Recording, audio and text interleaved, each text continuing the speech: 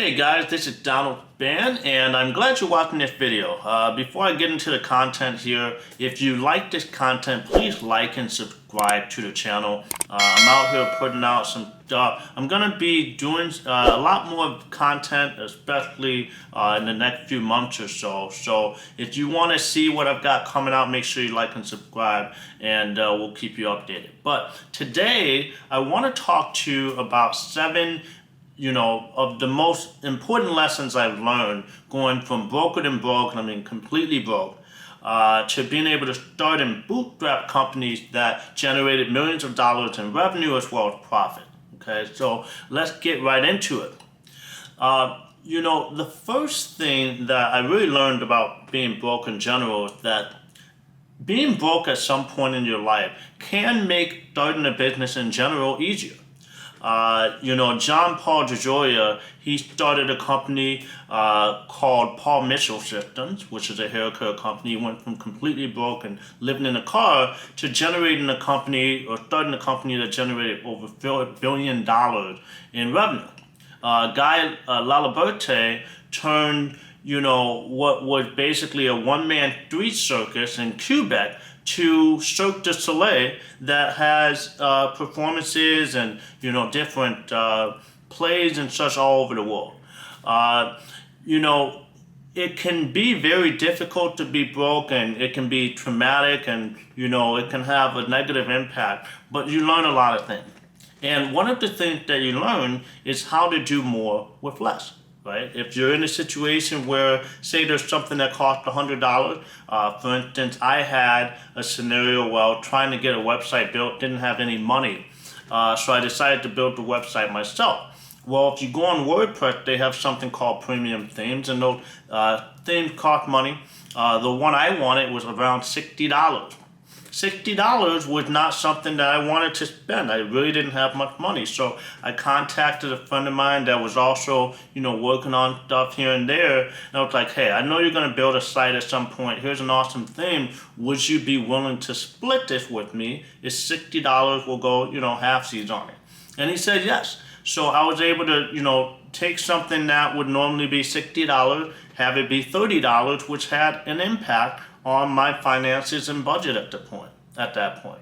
I was able to use that theme and built many websites using that theme. And again, it was a very sort of critical thing to be able to do. And it's just a small example of the things you're willing to do when you have less. You've been in a situation where you have less and you have to be creative and figure things out. Number 2 is you realize that you don't need everything right away, right? If you're ever in a situation where not every single one of your bills is paid in a given month, you realize, you start to think about, okay, what's crucial, right? I got my rent, I've got my car note, that type of stuff. Maybe something can fall by the wayside, like my freaking Spotify subscription or whatever. And what I found is that a lot of business owners, when they're first starting, especially for their first venture, so if they haven't gone through any issues, they get really anxious to just do everything. They try to sign up for everything. They try to get the best of the best. They don't necessarily do as much research. They prioritize, doing things quickly over doing things that are maybe perhaps more cost effective. And they don't necessarily do a real inventory of what are the minimum things that you really need to get going, and instead they just do all the things that seem like they might need just to get going. And so, people end up spending a lot of money, unnecessary money, just to get going. Because again, you have the anxiety of putting everything together and launching your company. But if you, have worked with a small budget and, you can only do certain things, you realize you still want a business to get going, and you might not afford everything, so you focus on the critical, you focus on the minimum stuff, and then you use those smaller sets of tools and things and software to get launched. All right? Now, the third thing is that you're not going to grow as fast, right? And I think there's a realization that when you are bootstrapped, you don't have all kinds of funds for hiring people, you don't have as much manpower, you're not going to be able to compete in terms of speed of launch and growth as someone that has a more well-funded operation, right? And so when that's the case, you have to be at peace with the fact that things are going to take time. Whatever you're working on, whatever the venture is, it's going to take time. And that's okay, right? There's a lot of people, there's a lot of situations where they're growing too fast even when they have a lot of money, and they grew too fast to figure the business out, and it ended up being a colossal disaster as a result. As an example, I used to be in the cleaning business. HomeJoy was sort of like the first big 21st century company to take in a bunch of venture capital investment in this space. They raised like $40 million, and what they did was they launched in 2012, and within 3 years they got close to over 10,000 contractors in 35 different cities using that $40 million in funding. A couple years later, they were completely broke. Why? Instead of actually, pricing things in a way that makes sense, they did something called loss leaders. And so what they would do is they would charge like $19 for the first cleaning, which, when you're paying a cleaner, typically per cleaner, they're making $20 to $30 an hour. And so they're definitely losing money on the cleaning. And they're going after people that are looking to have a cleaning done for $19. And so after that first, second, or third cleaning, whatever, the cheaper prices were, now they're turning around and asking that same customer that was a bargain shopper to spend over $100 for the same cleaning. It's not going to work like that, and in most cases, it's very difficult to have a long-term, lifetime value customer, for the same level of service at a significantly different price point. And so what they did, they had these contractors that, weren't employees of the company, weren't given all kinds of benefits, didn't have a strong attachment to the company as a whole.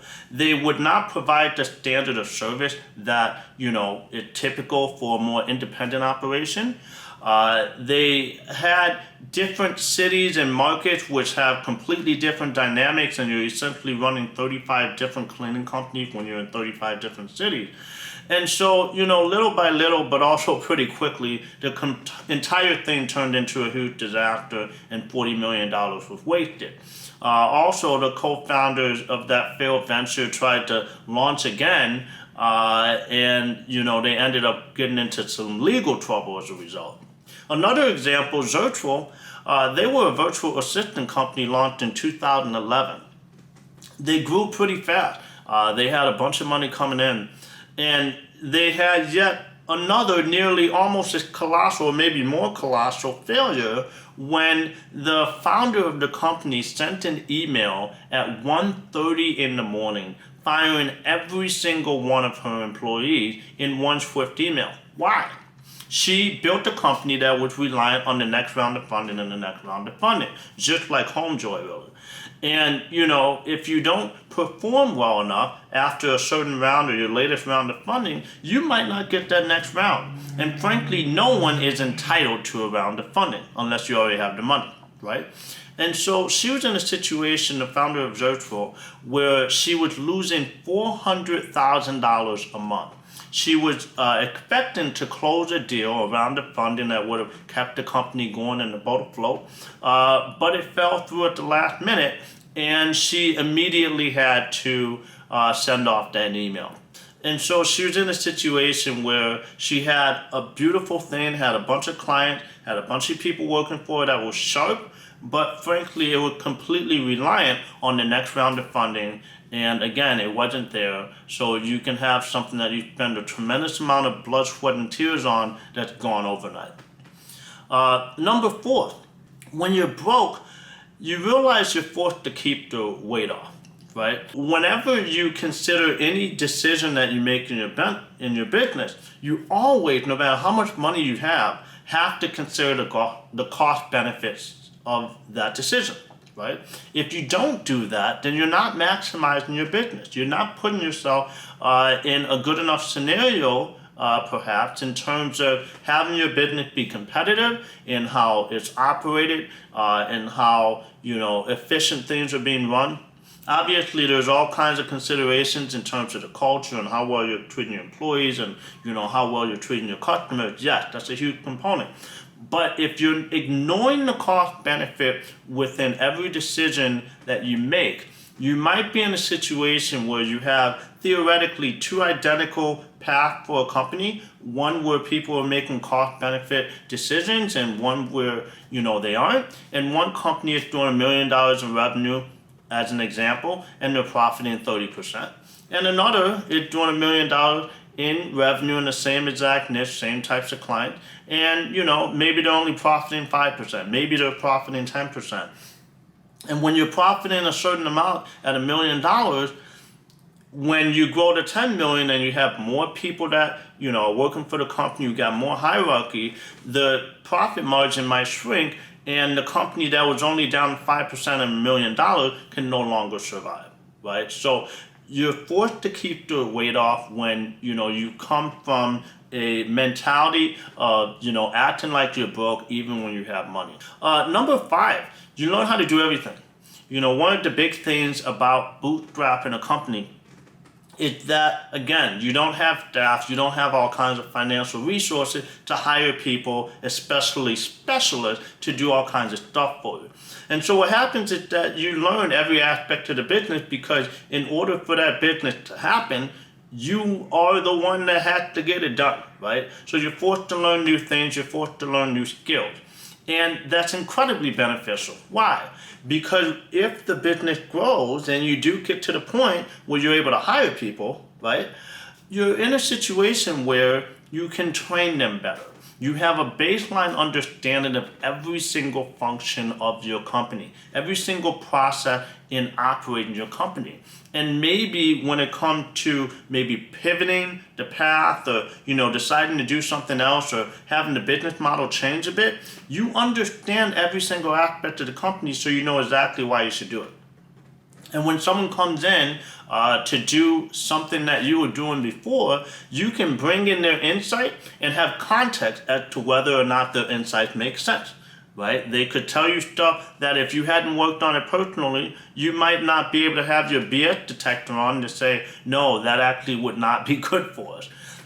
So it's very beneficial to work every single aspect of the business. You want to be the CEO, you want to be the janitor, and you want to be the CFO and everything else in between. Number 6, you will most likely have a more loyal core. So what happens is that, let's say you're a company, you start off, you get a tremendous amount of funding, right? And a lot of people, when they get funding, and they didn't have to grind too hard to get that funding, they didn't have to grind too hard to be in a position that they have some resources to work on the company, they tend to hire, the type A, more motivated, hotshot staff, right? Now, obviously, people aren't completely crazy all the time, and so sometimes there's consideration for those in terms of giving some type of equity, not paying, quite at the top of the market. But the reality is that when you have a company that had just enough, you usually end up working with people that are working for the company not purely for financial reasons, right? They have some type of, shared vision with whatever the vision of the company is. They see something where they're not making as much as they might make somewhere else, but because they see where the company is headed, they are hoping to share in the benefits as the company grows. And the instant dynamic, the sort of, awesome consequence of that scenario is that those kinds of people tend to be more loyal to the company, and they end up being better employees. They end up being people that, give you feedback, that have you focus on the future of the company. And in a sense, they're sort of acting entrepreneurial as well, because their benefit is not today, it's in the future, so they're working toward that. And then finally, 7, one of the biggest, most beautiful things about not bootstrapping a company is you realize that you don't have to exit. I think a lot of people, when they start companies, the only thing you ever hear about is, oh, so, what is your exit horizon? What are you doing when you launch in terms of what the end goal is going to be? Your end goal doesn't always have to be, oh, well, we need to sell this thing in 5 to 10 years or 7 to 10 years, which is what investors would require. If you don't have outside investors, you can do whatever you want. My company, Vicky Virtual, that this whole channel is really sort of centered around, when I started the company, we were completely bootstrapped again, and we never took in any investor. And so even though I did sell the company, which worked out because it was an unsolicited offer, higher than I thought I was going to get, and it's like, why not take this, right? We were in a situation where if we didn't have to exit, I thought that I would perhaps keep the company for 20 to 30 years and pass it down to children that haven't even been conceived yet, right? And so you have more options. You don't have to do things based off of what your investors want, or again, what the exit horizon might be. You can just focus on building a sustainable company in a safe way. It doesn't have to grow too fast. It doesn't have to grow too slowly. You just do what you actually feel is best for the company, or also maybe for your lifestyle, you're a lifestyle-based entrepreneur. And so being in a position that you bootstrap the company, yes, you're spending more money, maybe all of your money. Yes, you're putting in a lot more effort.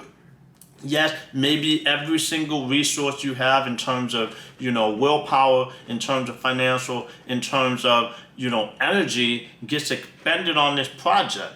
But the fact is you have complete control. And when you have investors, you just don't have complete control.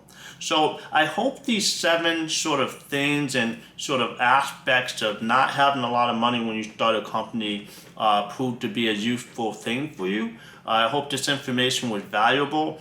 I've been consulting people that have been starting companies left and right, and I see one of these things pop up in almost every circumstance. So if you watch this video, I put each one of the points down below. Make sure you really internalize each one of these 7 points so that when you're working on a company, especially if it's your first venture, and especially if you're in the call center space, you can take them to heart and end up with a better project.